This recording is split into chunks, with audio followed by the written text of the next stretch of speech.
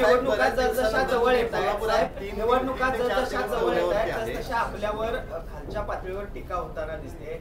प्रकाश आंबेडकरांनी अगदीच खालच्या पातळीवर 2 दिवसापूर्वी तुमच्यावर टीका केली. त्याचबरोबर नारायण राणेंनी देखील तुमच्यावर टीका करताना आग लावे आहे, शरद पवार आग लावे आहेत अशा पद्धतीचा एक शब्द वापरला. कसं बघता या वक्तव्याकडे? तुम्हीच कसं बघता सांगा.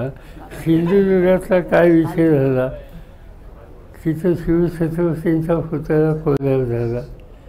त्या ठिकाणी लोकांच्या प्रतिक्रिया काय होत्या तुम्ही सांगता.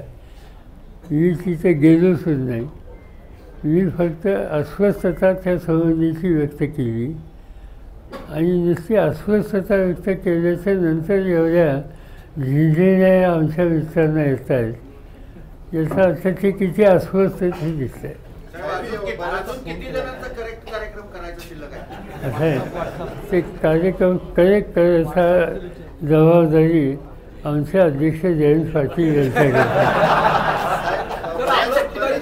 महामार्गावर अजूनही निर्णय नाही आहे. महाविकास आघाडीने अनेक आंदोलन केली तरी देखील हा प्रकल्प लादला जातोय.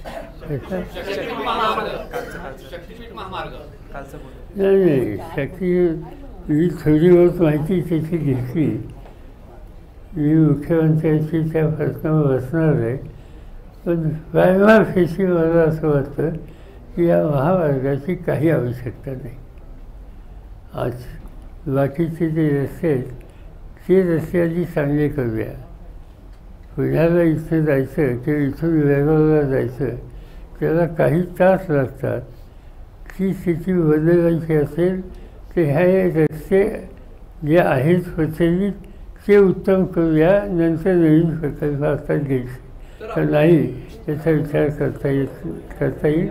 आज त्याची आवश्यकता नाही. लोकसभा निवडणुकीमध्ये समान चिन्ह दुसरं असल्यामुळे काही फटका तो आम्हाला कळतात याचा.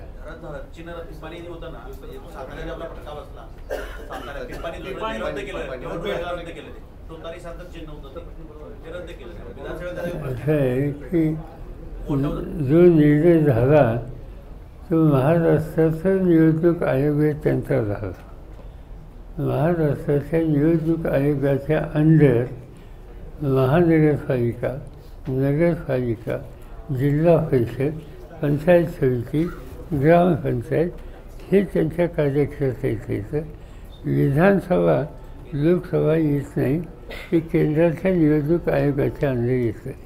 त्यामुळे हा तुतारीचा जो प्रश्न आहे तो अजूनही आमचा सुप्रीम कोर्टात आहे आणि त्याचा काय निकाल लागेल कधी त्याची आम्ही वाढवू.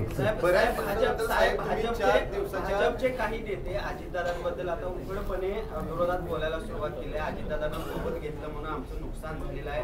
राष्ट्रवादीचे जे अजितदादांच्या सोबत नेते आलेले आहेत ते आमच्या सोबत बसले तर आम्हाला उलट्या होतात अशा पद्धतीची भाषा त्यांच्याकडून केली जाते. कुठेतरी अजितदादांना आता महायुतीच्या बाहेर काढण्याचा दिसतोय का? असा एक तो त्यांचा अंतर्गत प्रश्न आहे. याच्यात आम्हा लोकांचा कवडीचाही संबंध नाही आणि त्यामुळे ते एकमेकाच्या संबंधी काय बोलत आहेत त्यांचं त्यांना लखवा. आम्ही काही त्या भानगडीत पडणार.